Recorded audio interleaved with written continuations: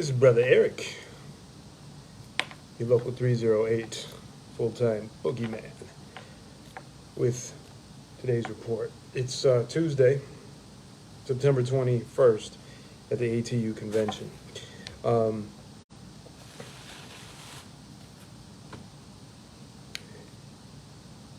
It is a interesting place to be if you have the opportunity. But it is clear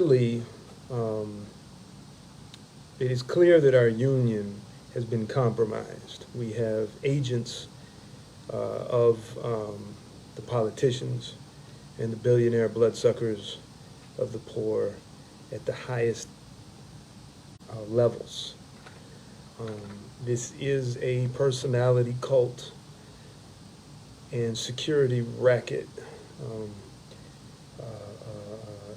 We are paying dues for a hint of collective bargaining rights that are recognized by various federal and state laws.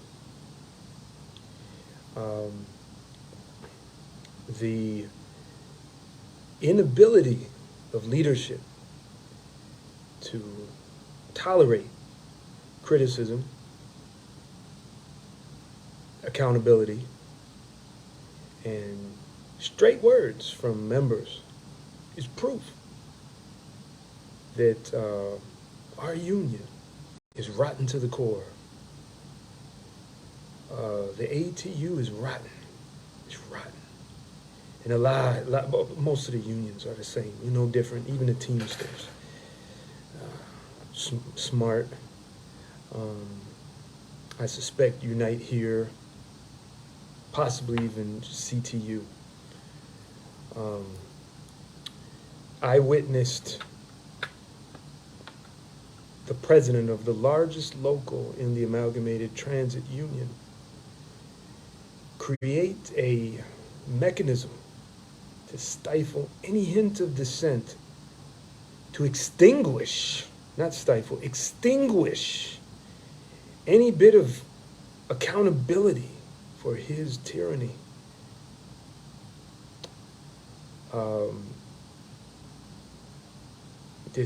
Keith Hill is his name, president of Local 241.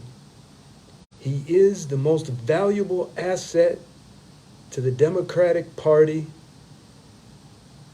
and the City of Chicago and the Chicago Transit Authority. He's the most valuable asset they've ever had in their history.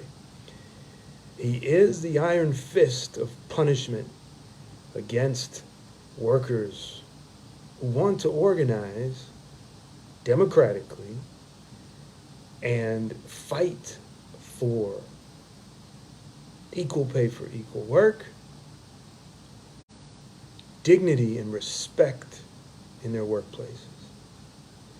And he will destroy anybody who threatens that relationship that he has with these powerful entities. And he is succeeding. His cohort, Deborah Get Cozy with the Boss Lane in Local 308, and her partner, President Eric Dixon. Formerly, we had Ken Franklin. These people are wretched. They were so upset that I was going about different areas of the convention, observing and talking with people and telling them the truth. That they would send the wardens, the sergeant of arms, after me for agitating, antagonizing, badgering poor Keith Hill and his rotten cadre, along with Deborah Lane and all the sellouts in Chicago. They pulled me into a room to have a talk. In fact, the almighty Director of Human Resources for the Amalgamated Transit Union And some of the wardens had a talk with me in one of their back rooms. And they said I am in violation of the code of conduct for the ATU, and that I had been in unauthorized locations. I smiled. I said, thank you, have a great day. And I continued to violate their so-called code of corruption conduct because I spit on their lying hypocrisy as they protect men and women who punish us for the Chicago Transit Authority and the Democratic machine, the machine of the Democratic Party in Chicago and the Democratic Party in D.C. And don't think I'm a Republican, because they're rotten scumbags just the same. But what makes the Democratic Party the most dangerous enemy of the union workers is that they tell us they are with us. And they'll show up in our ATU conventions and say, I support the unions. My daddy was a coal miner. Ho, ho, ho. Oh, they support the unions. But don't you dare organize a general strike and shut down the economy of every city in the country. They're not on our side. And that's why they punish us. I'm just one little man throwing rocks at the crystal tower of the billionaire bloodsuckers. Just one of many. They could snuff me out in a second. Try it. I ain't got nothing to lose. My wife will collect a nice life insurance policy. I survived COVID-19, first wave, and I survived it again. So bring on whatever you got to me and the others who stand up. You can send your wardens and your cops and your managers to antagonize and punish us and blame us for antagonizing your puppets for these billionaire bloodsuckers. What a bunch of wimps. You're going to send your wardens to watch me. What's my unauthorized locations? Who is this accuser? How dare you, HR of the ATU? How dare you come to me, a man elected by my peers at the Chicago Transit Authority to represent them, and you're going to tell me I can't be at such and such place, and I can't be saying such and such. That's what I think about your ATU human resources. You got no idea who you're messing with. And I will expose you and continue to expose you, and others will expose you. See, the thing about me is I don't want any kind of position. I don't need a title. I'm a brother. Yeah. And I ain't white. And I'm a Muslim. And not only am I a Muslim, but I'm a Muslim follower of the Honorable Elijah Muhammad. A man who said the white man is the devil and never apologized for it. A man who said the black man is God and never apologized for it. A man who raised another man named Minister Farrakhan, who apologizes for nothing that he says that is of his teacher. So, I ain't afraid of you. I welcome whatever you're bringing. I can leave here right now and go back home and you say I'm fired and I'm out of the ATU.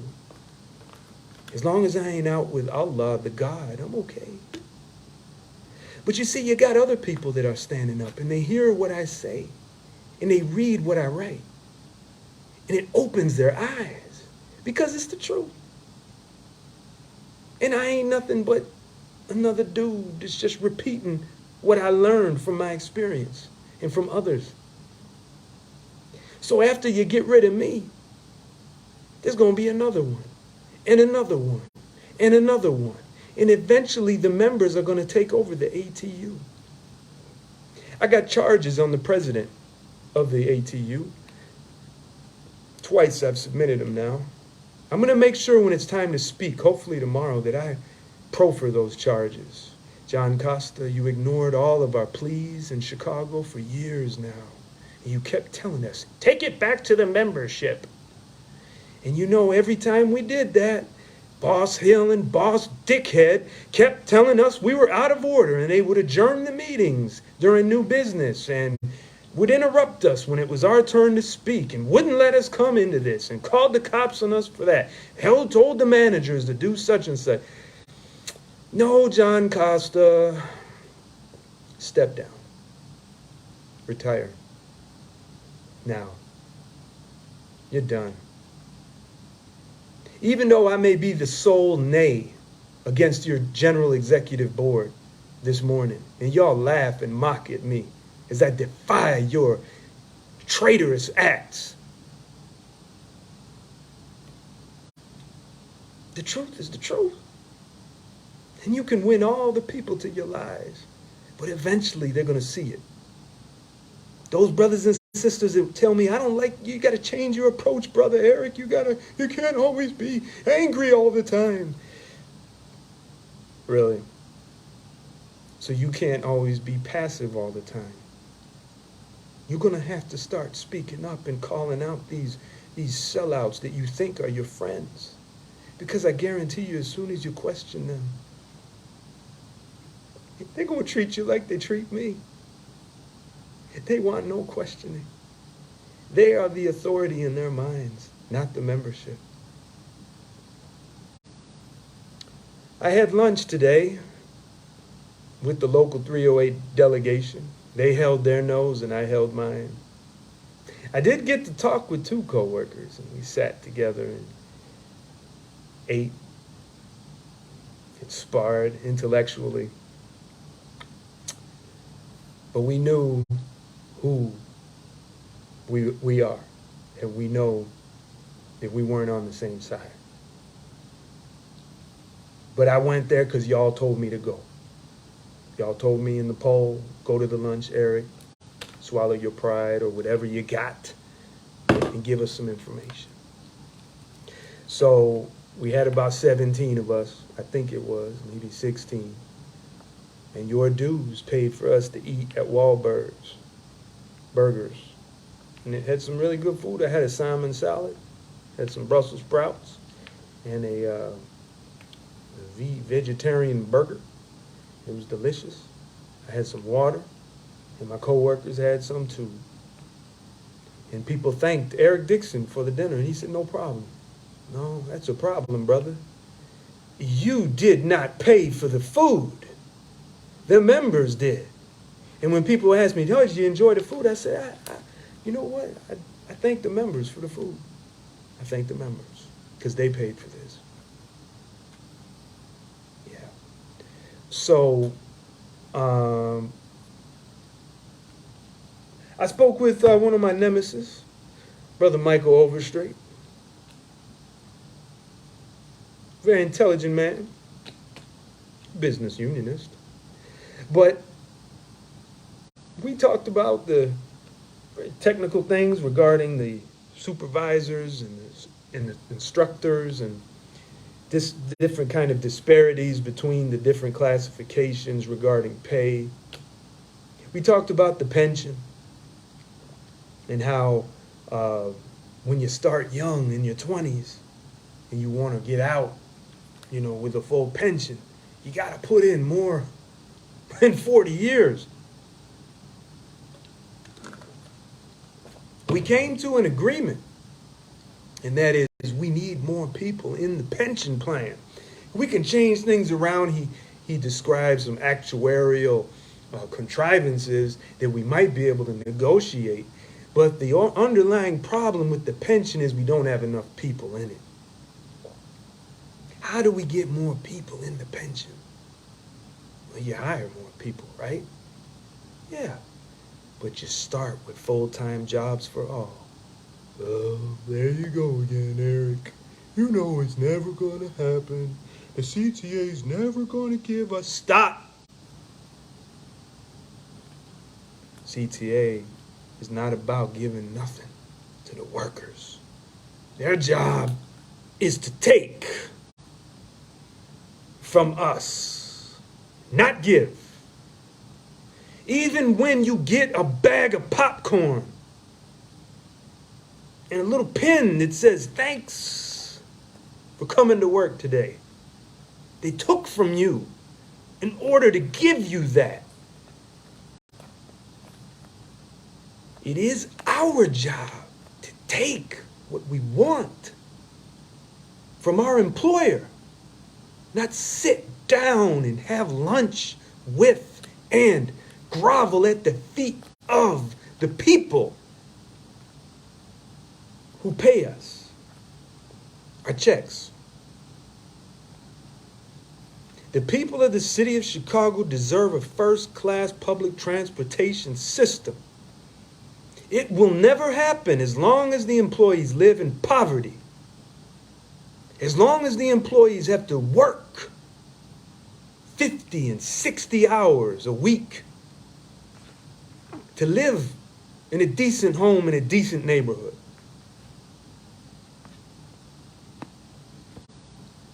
We must take what we want. And unity and conformity are two different things.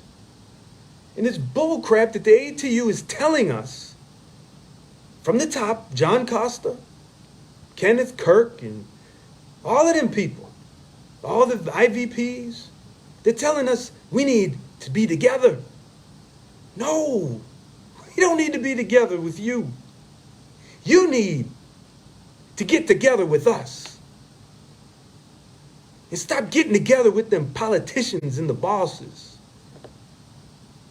You got it all backwards. And I am the threat. Eric Slater's the threat. Andre Thompson, Catherine Strzelecki, Nicole Williams, Robert Thomas. We're the threat? Yeah, we are the threat. And there's more of us that I didn't even name. And we're going to keep telling the truth. And we're not going to back down.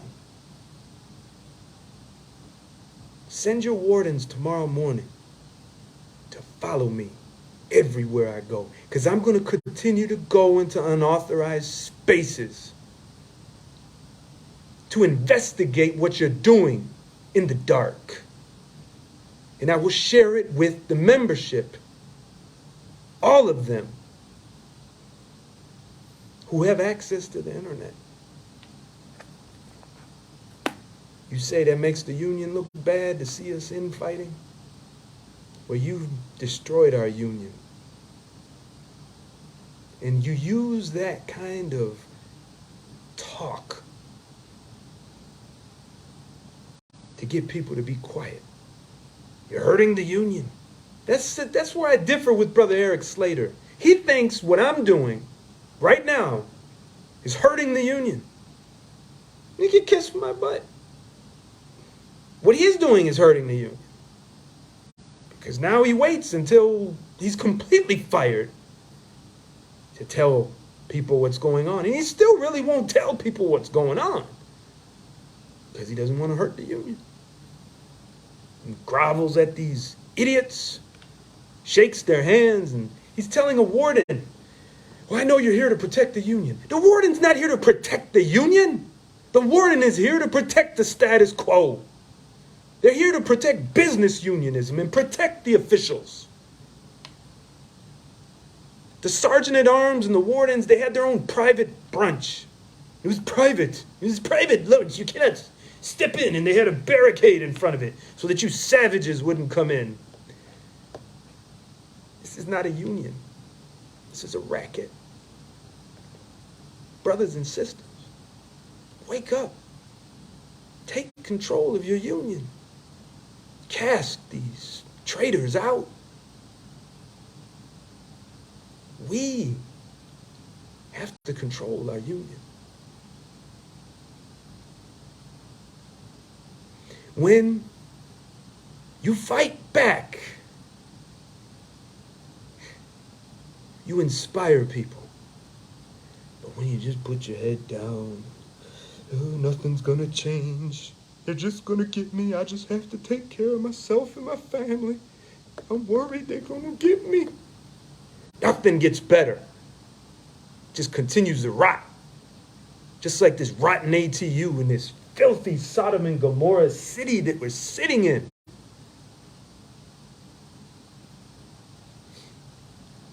Yeah, I'm a little upset.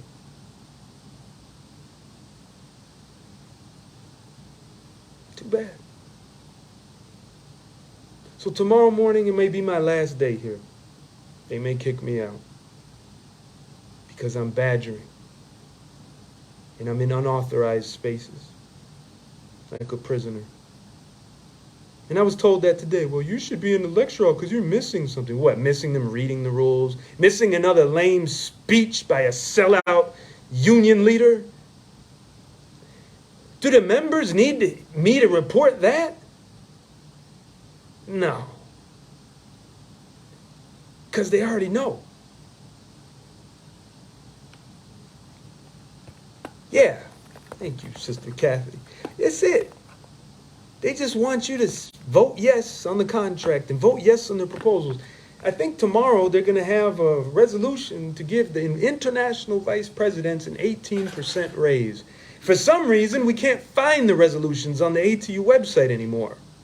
I can't find them for some reason. They're hidden or they've been deleted. And the only way you can get this stuff is now on your iPad mini. You know what I did with my trinkets? I gave them to a coworker who came here on her own dime. She came here on her own dime to just be a guest, to see what it's all like here. I gave her my tickets to the foodie, whatever the hell that is. And I gave her my bag, and I gave her the other stuff they gave me. I got the iPad mini. I'm holding on to it because I actually need it with the program, and I'm going to sell it so that I can pay for the nutritious but extremely expensive food. On my way back from Wahlburgers, where the members paid me and the whole 308 delegation for a very, very delicious dinner, I met, well, I didn't mean to meet. Sometimes I walk down the street and people say, hey, is that the boogeyman? And I'm like, where? They say, no, it's you, isn't it, Eric? I'm like, might be. Or it's my evil twin. And so I met some exquisite members from Local 998 in Milwaukee. And they wanted to talk with me, and I pulled up a chair and I sat down and I said, do you mind if I bathe in the light of your presence? And they laughed at me. And I said, do you know, all I've been around is people that can't stand me and I can't stand them. So to be with people in peace, I just want to enjoy the moment. We had a wonderful talk about the sellout ATU and the General Executive Board's decisions regarding people's lives who various employers have destroyed, and how I was the sole voice of nay in the meeting this morning, and people laughed, and I did it again, and I'll do it again and again. Because the General Executive Board, every single one of you, is complicit in the crimes of John Costa, of abandoning us and violating us and taking away our democratic rights to govern our own union during the pandemic, and ignoring the pleas for justice from Local 241 and Local 308. And all you delegates that, amen, hallelujah, you are just as guilty. But there's always a way out. There's always redemption and atonement. We're all guilty of crap. I'm not excluded. I'm always screwing up. But if you notice, when people confront me with it, I tend to say, yeah, you're right. I apologize. I don't know if, I would go back and do it all over again, but let's get it right. Let's try again. And let's keep trying until we get it right.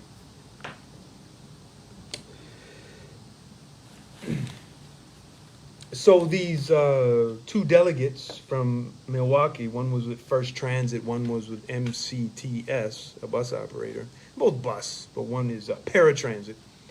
We talked about, they expressed to me their dissatisfaction with management and, kind of what went in there, what was going on there with President Macon and some of the things that he did that didn't help his situation, and some of the ways he helped improve their situation.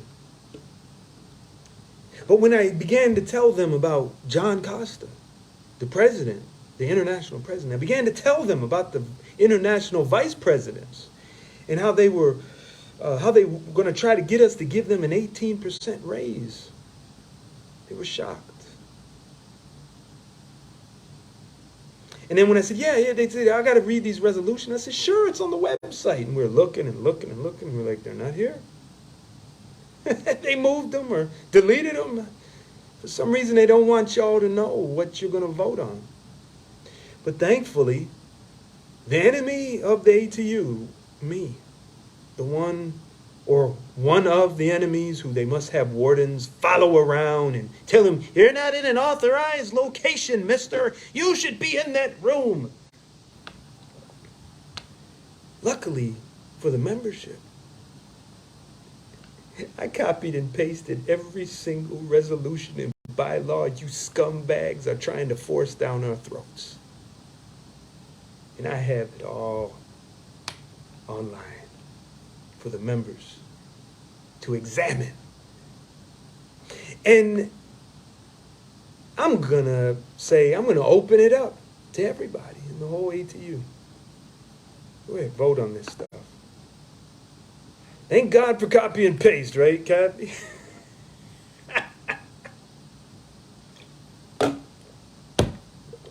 Gosh darn it, ATU. You keep messing up.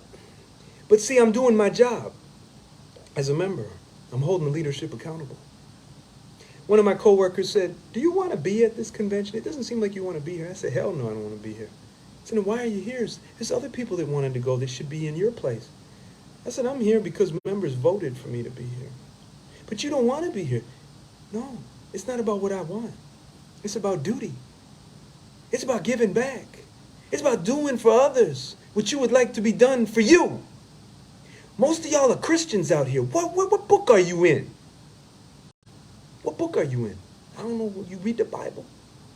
I don't know if you read. Maybe you need to read that Bible. You certainly spend enough time scrolling on your smartphone.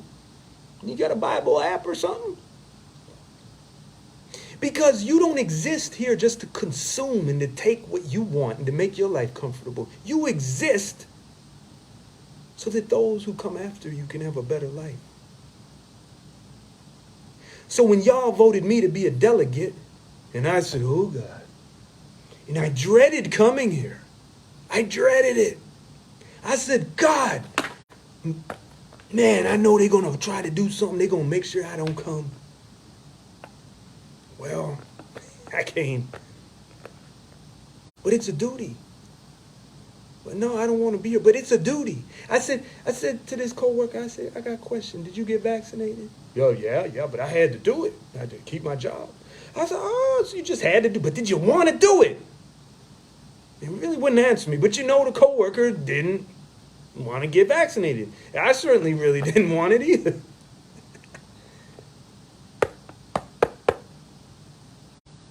Yeah. But why'd you do it? Because you knew you had to support yourself and your family, right? You knew there was something bigger.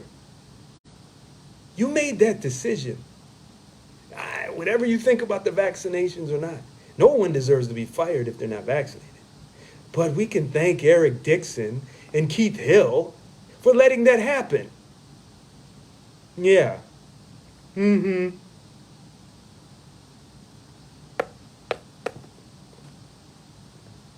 So,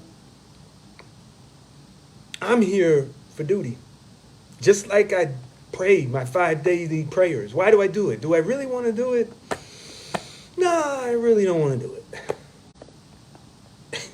I'd rather just sit around and think and read. But no, I do it. There's a whole exercise. You ever seen a Muslim prayer? You got to stand up at attention. It could be like this or like this. And then you got to bow. And then you got to prostrate completely on your knees. It's a lot of work. But you do it. Because you're supposed to do it. So that you stay right.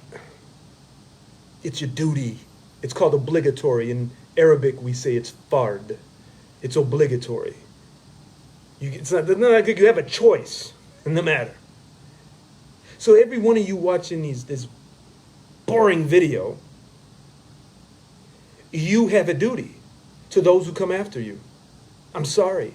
You're a local 308 member. You're a local 241 member. You think, I'm just coming here to get my money. Well, let me tell you, if the people before you had that attitude, would we as full-timers have some of the decent wages that we have? I mean, I repair trains. I'm a carman. I'm a repairman, a mechanic. I get paid more than school teachers and paramedics. And I do the same job every day and the same thing every day. Very few variables. Maybe I'll change a lateral shock or a number 1 hose on the hydraulic line. So what? Somebody paid a price for me to have some measure of comfort. So it's now our turn. And this is why I do what I do. Because somebody paid a price. And I'm obligated to do it. But you're going to send me here and you're going to elect me. Well, there's another thing you got to keep in mind. If you don't like the way I talk, then you also should take time to organize in your way, to talk like you want to talk. Because I'm a volunteer. Outside of this delegation thing, I don't get paid for what I do. When y'all call me up, hey, brother, they going to write me up with such and such. I ain't on the pay. I ain't on the clock. And Boss Dixon, he ain't going to take me off the clock. He demands loyalty. He doesn't give a damn about the members. He needs people his butt. And I ain't the one. I ain't the one. So we have a duty.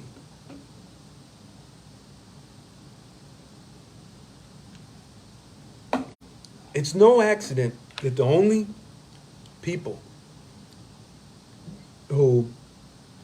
only members who I met, who I had some kind of deep interaction with, are with Local 998 in Milwaukee. I'll let that, simmer in your minds, and whatever the spirits reveal to you, that's between you and them. But I know what it means to me. And what it means to me is you're never going to have everybody on board. It's always going to be a core group. And you're always going to have the sellouts and the scabs and the hypocrites. But as long as you persist and you never give up, that's the most important thing.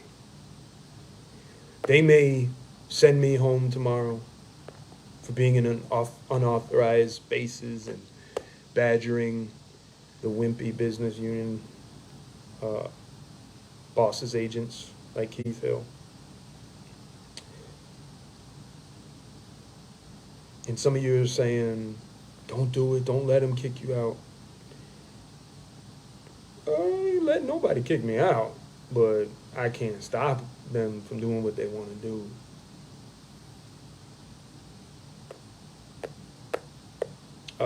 I was born to rebel against tyrants. When I was a little boy, back in the day, in the ancient 1980s, there was this little white boy named Anthony. He used to call me nigger every day. Hey, nigger. Hey, nigger. I really didn't know what it meant. I was like, nigger, why do you call me nigger? Until I started watching Roots, when that came out, miniseries. Me and Kunta Kinte became like that, so right away I began to I'm gonna be like Kunta Kinte. And I used to run around, I'm Kunta Kinte. And I hated Anthony. And I would get into fights with him, and he'd still keep calling me nigger all the time. So people don't call me nigger now, they call me white man, and that I'm a racist. But I don't care. It's kind of funny. I care, but it's not like, when I was little. There's more important things I worry about. But the point is, it's in my personality to be who I am, so you're not going to change me. And some of y'all want me to, you're never going to be an official if you're like this. And I'm like, wait, you think what I do, I'm doing it because I want to be elected for something? Okay. I can tell Ken Franklin, he's like, you keep promoting ideas that don't win and have no support. I'm like, you dumbass, I don't do things to get support. I don't need to do the right thing. I don't need support to do the right thing or say the right thing. Such a dope. All of y'all just dopes. In all these meetings, all these lectures that we get, they're all talking about the members like we're dopes, like we're enemies. I'm telling you, take over the union. Take it over. Take it over.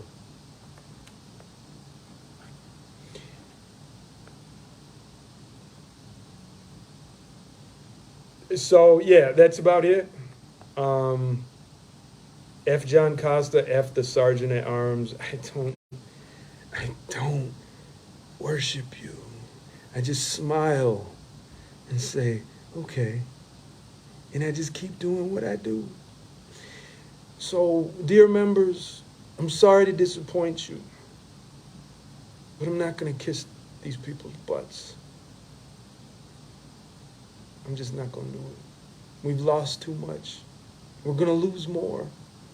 And all they care about is money. It's all they care about. And they will do whatever it takes to keep the money flowing, including having us give up our jobs and our pensions, as long as we keep paying our union dues and our per capita tax. So those of you who are more sophisticated, do it. Do it your way. I'm going to do things my way. But remember, keep the members forefront in what they want. Now, if they want you to change who you are, you can't do that. But if they want you to do something for them, try to do it. If you mess up, you mess up. You're not good at it. And that's what I do. You've seen the rules I put out. What do y'all want? How do you want me to handle this? How do you want me to handle that? How do you want me to vote on this? How do you want me to vote on that? I'm trying to do what y'all want me to do.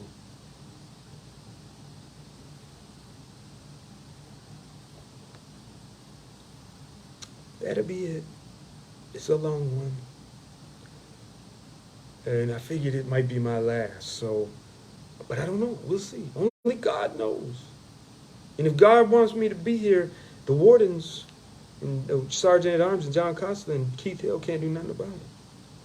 And by the way, if you want to come by my room and you're not a prostitute or a drug dealer, I can't deal with that right now, okay? I don't want to deal with that. I'm at room 6131. And just ring the doorbell, I open it up, and we'll go out and we'll talk in the lobby or something. If you want to lay hands on me, okay. But I would rather we deal with each other intelligently and intellectually. Catherine wrote, here's an unauthorized place that the officials go. Their heads up the behinds of the bosses, bankers, and politicians all the time.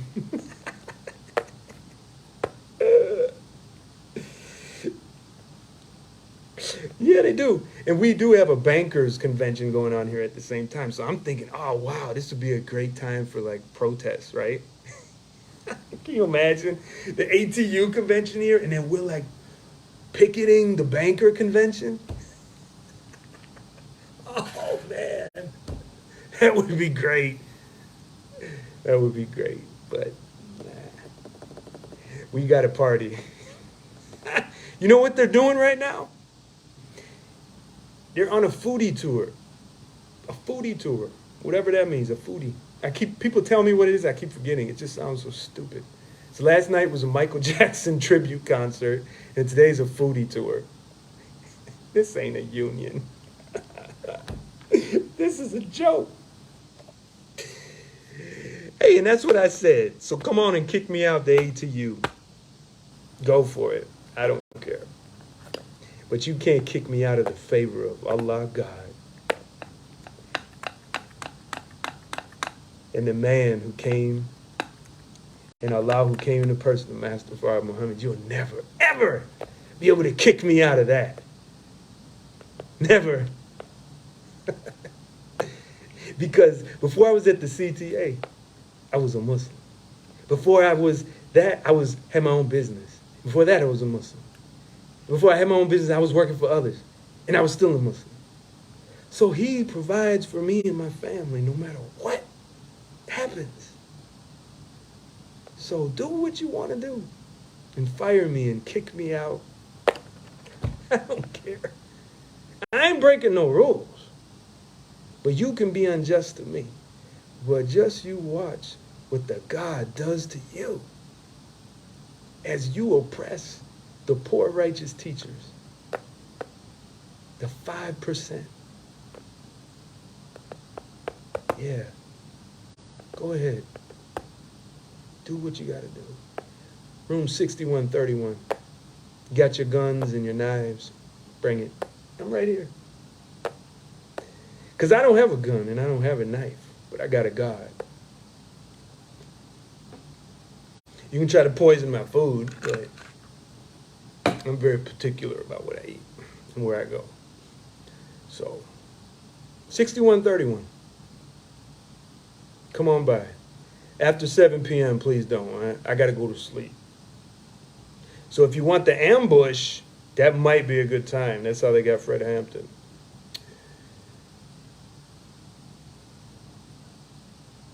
See you tomorrow. As the Muslims say, inshallah, God willing.